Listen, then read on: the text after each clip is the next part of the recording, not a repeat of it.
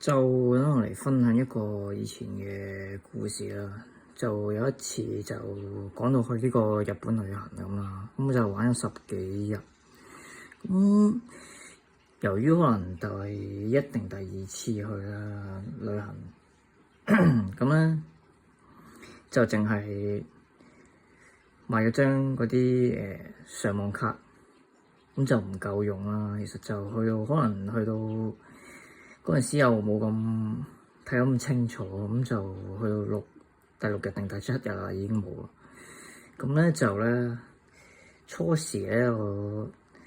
就喺東京嗰度住酒店嘅，後嚟咧由於玩太多日啦，咁就之後就換咗第二個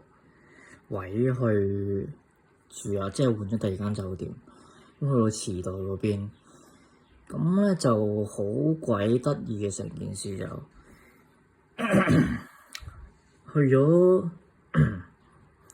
喺條街度行下啦，同啲咁嗰個時候同埋啲朋友一齊去行下咧，就同佢哋走失咗。咁初時咧就一般情況可能都會好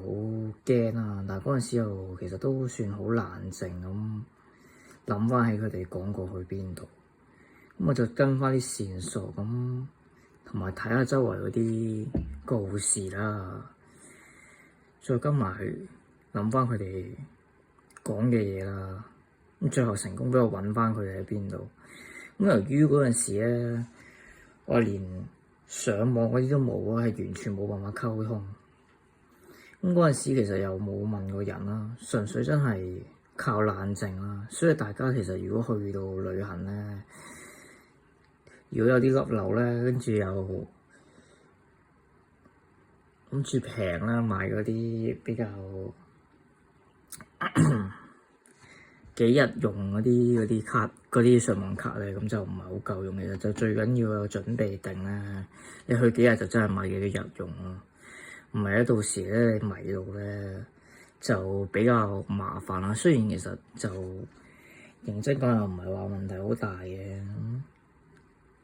純粹就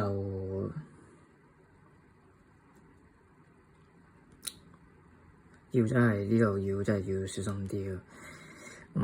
我諗翻時候諗翻起咧，其實都真係唔係似呢個冇錯嘅。雖然其實都可以，都仲可以問下人咁樣嘅，不過就揦手唔成勢咯，會有啲。